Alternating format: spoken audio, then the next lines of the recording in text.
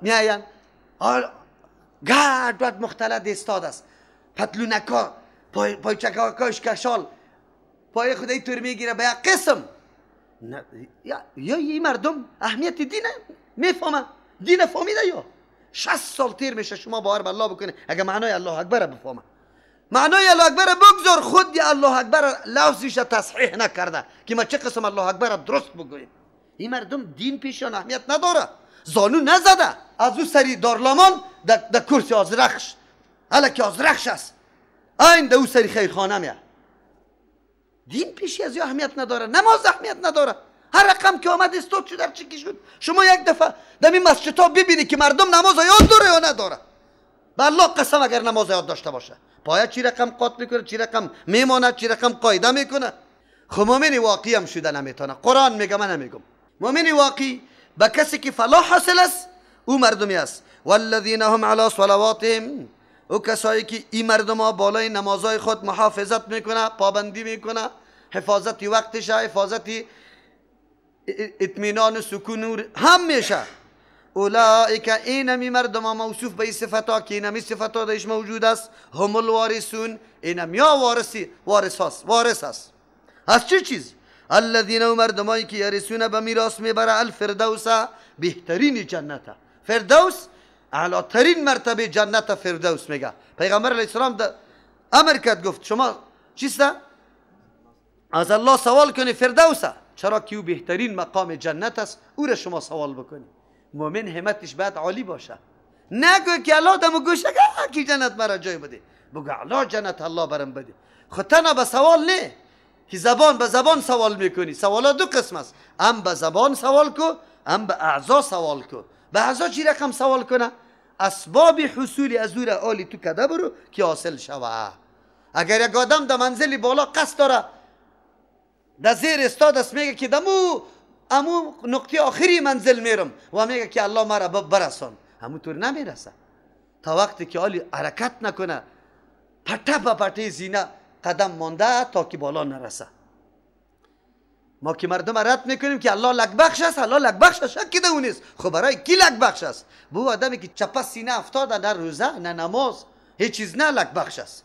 لک بخش به کسی است که محنت میکنه، زحمت میکشه، نماز میخونه، بازم دستی خود بالا کرده که یا الله حق عبادتی تکمیل نکرده، گناهم از عبادتم زیاد است. تو اگر رحم نکنی من تباه و برباد است. برای از او یقینا که الله مغفرت میکنه. اما تو یک روز سر به سجده نگذاشتی، آسان دلیل غلط بری خود استفاده کرده را استی که الله لک بخش است. به میراث اینجا میگه. وارثین چرا میگه؟ هر مالی که بی محنت به انسان در دستش میاد او را چی میگه؟ میراث میگه. این مقام جنت فردوس در مقابل امی عملای خود، امی عمل موقت و چند روزی خود که از هر نگاه خالی است، ارزش نداره، و او مقام عالی جنت در دست آوردن یقینا که چی است؟ بگوی الله نده، ما با قیمت خریداری کرده گرفتن نمیتونیم. از او خاطر اوی طور یک نعمتی است مثل که بی محنت بری تو داده شده باشه. محنت ما ناچیز است. از او خاطر وارثین برش گفته. یک دوم نکته، وارثون به خاطر میگه در حدیث میگه پیغمبر علیه السلام میگه به هر کدام شما افراد بندگان الله متعال یک مقام در جنت آباد است، یکی هم در جهنم. مقام جنت کافر برای کی باقی میمانه؟ مؤمن باقی میمانه یا به میراث میگیرشه. و مقام دوزخ و جهنم مؤمنه کافر میگیره. الله اوطور نکنه که نعوذ بالله بگه مقام جنت ما در دست دیگه کس باشه و تو چیسته مقام ازور در جهنم بگیری. این سخت است. کسی که عقیده داره از همون خاطر علی بحث از عقیده میشه، با آخرت عقیده پیدا کنه. این اعمال و این صفت ها کی حاصل میشه؟ که انسان به آخرت عقیده داشته باشه. از او خاطر الله علی میفرمه هم فیا خالدونی، مردم ها در جنت الفردوس همیشه است. الله متعال اسبابش دما پیدا کنه، ما را مومنای حقیقی بگردانه که جنت الفردوس نصیب ما شوه. ولقد خلقنا الانسان، الله علی بیان میکنه بیان عظمت و قدرت الله جل جلاله. دو قسم عظمت خدا الله بیان میکنه، یکی در دلیل نفسی در وجود خودید، یکی در بیرون. امی آیت ها در سوره حج دلیل بالای چی بود؟ میعاد بود که بله در آخرت انسان زنده میشه. چرا؟ ابتدای انسان حالات متنوع داشت. او حالتا بالکل عجیب و شگفت‌انگیز بود. این دلیل بالای عزیز است که پس دوباره زنده میشه، آخرت میآید. اینجا دلیل توحید الله، دلیل یکتا پرستی الله است. چرا دلیل یکتا پرستی است؟ یک قطره آب است. آب الله متعال چطور یک انسانی که سر کل کائنات حکمت میکنه، همین تو انسان که مشتمل به این طور استعدادایی هستی، این طور قوتهایی هستی که تعجب میکنه انسان. عالم نمونه عالم اکبر هستی تو انسان. همین تو انسان الله متعال از یک قطره آب نقش داده، مراحل سر طی کرده. این دلیل چیست؟ یکتا پرستی کی؟ افسوس در اینجا است دنیای ساینس امروز قطع وسایل خود مراحل تکامل جنین میبینه، مشاهده میکنه که جنین در شکم مادر چه قسم نشو و نمو میکنه و چه حالتا سرش میآید.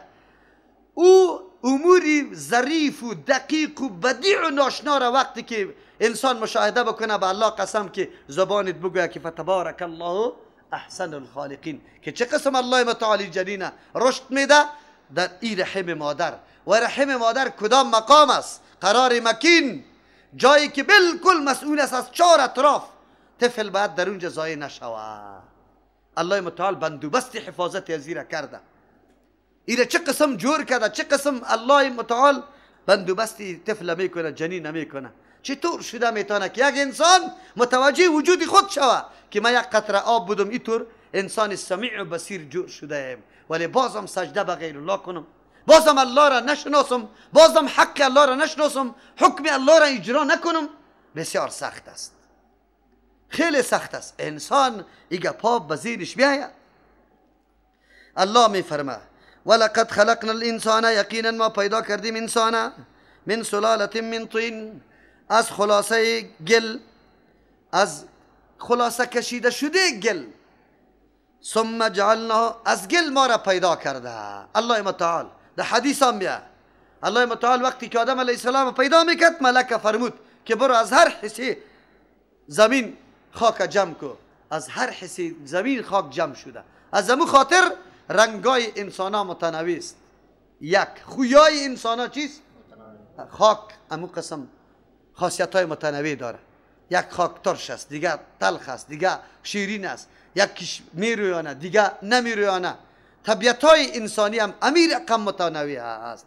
این امیر رقم که زمین یا خاک و گل چی داره. خب اینجا الله متعال اصل انسانه که وجودی آدم علیه السلام است. ثم جعلناه نطفه، بعد از او گردانی دیره نطفه. یعنی الله متعال اشاره به این میکنه که تداوم نسل انسانی توسط نطفه صورت میگیره. اصل پیدایش انسان از خاک، بعد از او تداوم نسل از نطفه شروع میشه. ثم جعلناه، بعد از او گردانیدم نطفه یک قطره آب، فی قرار مکین، در جای محکم، در قرارگاه محکم، مسئول مضبوط. الله متعال رحم در کجا و قرارگاه یا مکان رحم در کجا است؟ ایرا کسایی که ساختمان انسانی را خوب بررسی میکنه میدانه که الله متعال نطفه را در کدام جای، چه قسم الله متعال احاطه که در رحمه که باید مسئول باقی بمانه، که تا ضربه قوی نباشه به او باید ضرر نرسه. او جدا مسئله است که ضربه خیلی قوی باشه. در غیر از او الله متعال اینطور جای مسئول برای ازی مقرر کرده که پرسان نکنه. ثم خلقنا النطفه، بعد از او پیدا کردیم یعنی شکل دادیم النطفه، نطفه را علقه، خونی بسته. فخلقنا العلقه، ما صورت دادیم علقه را، خونی بسته را، مضغه، پاره گوشت، مثل گوشت جویده شده واره. فخلقنا المضغه، بعد از او ما شکل دادیم امی پاره گوشت، عظاما، استخوانا. امی گوشتا لختی خون تبدیل به گوشت جویده، گوشت جویده یک دم استخوان میگرده. این نظام کی طی میکنه؟ کی میتونه؟ قدرت کیست؟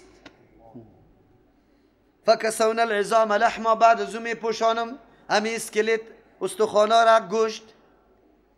شما کتابای مکتبات دیده اسکلت تنها استخوان بندی ها را. اگر انسان امور رقم می بود چقدر قامت بد شکل و چقدر محب می بود. اما الله متعال استخوانه را مکمل گوشت پوشان، لباس ما دو قسم لباس داریم، یکی لباس استخوان گوشت ماست، یکی لباس خودی بدن. انسانی لچ اگر دمی بازار بگرده چقدر بد معلوم میشه. اما امروز اروپا امی زندگی حیوانی را اختیار کرده، تظاهرات میشه در اونجا باز زنا لچ است، مکمل لچ است، نعوذ بالله. ببینید از اون مردم امروز مردمی ما تقلید میکنه، دموکراسی لعنتی را از وا میگیره. اون مردمی که حتی شرافت حیوان از وا کده بالاتر است، شرافت حیوان از وا بالاتر است، ما میریم تقلید از وا را میکنیم. بسیار سخت است. ثم انشأنا خلقا آخر، این مراحل گفت که خلقنا اینجا انشأنا چرا میگه؟ حالی وجودی تازه داده به اینمی جنینی که یک دم استخوان و گوشتم پر شده، انسان جور شده، کالبوت و همه چیزا برابر شده. الله میگه یک وجودی تازه میدیم، خلقا آخر، این وجودی دیگه است، خلاف وجودی سابق است. این کدام وجود است؟ نفخ روح است که الله روح دهی مندازه، عالی وجود میگرده، حرکتا شروع میشه، این موجود زنده جور میشه. الله متعال میگه فتبارک الله، برکت دهنده است، کل برکت و خیر کثیر دهندش کیست؟ یک الله احسن الخالقین. اینجا خالق به معنای صنعت است، بهترین صنعت چی شکل دهنده است، کسایی که ترکیب میکنه در بین چیزا از او یک شکل جور میکنه، در بینش الله متعال بهترین شکل دهنده است. این شکل بر انسان الله داده، الله جور کرده. اینجا خالق به معنای ایجاد کننده نیست، چرا غیر از الله متعال کسی دیگر ایجاد کننده قطعا نیست. ایجاد ای را میگه که یک شی عدم است به وجود بیاری. و چی بیاری؟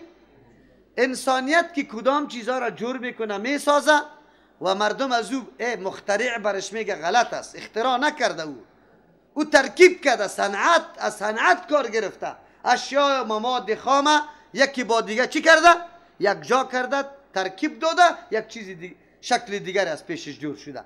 پس یا صنعتگراست، خالق نیست. اینجا خلقت به معنای صنعتگر است. بعضی علما مفسرین میگه که بله خالقین هم برش بگویم یا پیدا کننده، چی معنا؟ یک چیزی که سابق امو شکل نداشت، امو شکل نو پیدا کرد.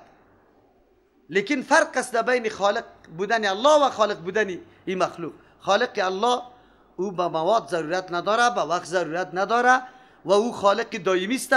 انسان یک کدام چیزی دیگری را شکل داده، تغییر شکل داده، مواد خام بوده ترکیبات کرده و تغییر شکل داده. از او خاطر اگر خالقین هم بگیم میگه پروا نداره، لیکن راجح قولی است که اینجا خالقین به معنای شکل دهندگاست. برکت دهنده است الله متعال که بهترین شکل دهنده است از همه شکل دهنده ها کرده. هر کسی که شکل به چیزی داده میتونه، الله بهترین شکل دهنده است. چقدر دلیل مقنع است. این دلیل انفوسی میگه. الله ما را متوجه وجود خود میسازه. انسان بیگانه نشو، خدا بشناس. کدام مراحل طی کرده ای؟ این مراحل کی طی کرد؟ چلگزی بابا بود یا سخی صاحب؟ کدامش بود؟ هیچ کدامش نبود که الله متعال را برد. حالی آینده انتظام زنده ماندن در دست الله متعال است یا در دست بگه چی میگه بند سخی یا بند اوپیان یا بند بامیان؟ کدامش است؟ عجیب است. اینی مردم مسلمان که قرآن میخوانه بازم عقیده به اینمی طور شرکیات داره. بازیا میگه وی شرک نیست، مشرک کی شده میتونه؟ مشرک کوی را میگه که به بت سجده میکنه، مشرک کی را میگه که صفت الله را به مخلوق قائل است. زندگی اولاد خود مربوط به آقا و میا و صاحب زاده میکنه که بند از او نباشه اولادم باقی نمیمانه. اینی را مردم شرک میگه، چرا که خلاف آن چیزی میکنه که الله بیان کرده. ثم انکم بعد ذلک لمیتون. انسان تو چی تصوری داری؟ با این قدرت عجیبی الله متعال پیدا شدی، یک شکل خیلی عجیب و شگفت آمیز برای تو پیدا شده، استعداد و قوت های متنوع در وجودت آمده، ذاتی است، دوامدار است، باقی است. نه تو انسان حالات نهایی تو در کجا میرسه؟ ثم انکم بعد از شما بعد از ذالک پس از این قصه عجیب و غریب ابی مراحلی که سری تو تیر شده لمیتون میرندگان است، میمیره. باقی نمیمانه. سفر داره که سفر داریم باز بیخی خلاص بشیم؟ نه، زندگی طور نیست که بیخی پایان بیابه. آل شما این زندگی عبوری بود، میروی به زندگی حقیقی که دیگه مرگ مکمل از بین میره. ثم انکم بعد از شما یقینا یوم القیامت در روز قیامت تبعثون زنده کرده میشه. پس اینطور تصور نشوه که همه چیزا پایان یافته دیگه چیزا باقی نمانده. نه، شما باز از قبر زنده کرده میشی. چرا؟ اینقدر مراحل شگفتانگیزی که در وجود انسان پایان یافته بود، این انسان آخر فقط گیاواری ختم شوه خلاص؟ نه، الله متعال پس سوالا هم میکنه. این دلیل میعاد هم شد. قطع یک برمی دو هدف زده شد. هم دلیل بالای عظمت و بزرگی کی الله متعال، توحید الله متعال، و هم دلیل میعاد شد که انسان الله که تو را اینی مراحل سر طی کرده پس دوباره تو را زنده میکنه و امی تقاضا میکنه که اینقدر اموراتی شگفتانگیز شده باز انسان همونطور گیاواری از بین بره. نه، زندگی جدید آغاز میکنه. از این سوال جواب میشه. ولقد خلقنا فوقكم سبع طرائق. آلی الله متعال باز دلیل توحید خدا، بیان عظمت و قدرت، نشانه قدرت خدا بیان میکنه، لیکن در وجود نه، در بیرون. یعنی الله متعال منظری عجیبی قدرت خدا در بیرون هم بری تو نمایان میکنه. انسان یک کمی بهوش بیا، خدا بشناس، الله تا بشناس. از او خاطر مفسرین میگه بیان حالات میانی انسان است. یکی نهایی ابتدای انسان پیش تیر کردیم، این میانی انسان است. لقد خلقنا فوقكم، یقینا ما پیدا کردیم، فوقكم بالای شما، سبع طرائق، هفت راهای رفت آمدی فرشتگان ملائکه که در اونجا رفت آمد میکنه، بالا میره، اعمال انسانی را تو بالا میکنه، اشاره میکنه انسان مثل که زیر مراقبت ما قرار داری. الله متعال در سری تو ملائکه مقرر کرده، تمام حالات شما را مراقبت میکنه که در روز قیامت سری شما سند باشه. یکی. دوم، انسان خدا بشناس. اول در وجود خود فکر کردی که الله چی قوت های در وجود تو نهاده بود. تو را یک انسانی که حاکم بالای کلی کائنات بودی، کلی کائنات زیر فرمان موتوسته. الله برات میگه خدا بشناسی، تو همونطور موجودی، عبس بیفایده نیستی. حالی دوم ارزش بیان میکنه. و انسان تو خدا بشناس، ما پیدا کردیم بالای شما افتراره، ملائکه است که میآید در خدمت شما، اعمالتان بالا به پیش الله میبره. ملائکه است کرام کاتبین حالات شما را مراقبت میکنه، نوشته میکنه. ملائکه برای حفاظت شماست، ملائکه برای تایید نظریات شماست، دعا براتان میکنه، استغفار براتان میکنه. تو موجودی با ارزش هستی، مخلوق آسمانی هم در خدمت تو قرار داره، اما تو خدا نمیشناسی. تمامی دلایل عظمت الله را تو فراموش میکنی، باز بندی شهوت میشی، بندی خواهشات میشی، بندی لذایز دنیا میشی، دل بسته به امور دنیا و مادیات دنیا میکنی. تو یک دفعه بفهم تو کدام شخصیت هستی. یک ترجمه، طرائق عبارت از راههای رفت آمد ملائک.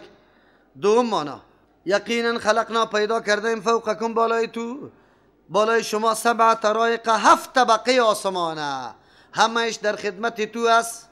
چرا در خدمت تو است؟ پشت سر میگه وانزلنا من السماء ماء، آب روان میکنم از اون طرف. آسمان ها سقف برای خدمت تو انسان است، سنگای آسمانی نبیه.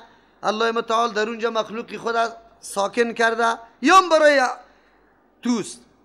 دو معنا. سوم معنا، ولقد خلقنا فوقکم، یقینا پیدا کردیم بالای شما، سبع طرائق، هفت مداره، برای سیاره ها که برای مصلحت انسان ها در اونجا در دور خود چکر میزنه. آفتاب چکر میزنه برای منفعت انسان، ما چکر میزنه، زحل، عطارد، پلوتون، هر چیزی که سیارات داره کلش برای مصالح انسانی چکر میزنه. انسان ارزشی تا بدانی، ارزشی تا بدانی.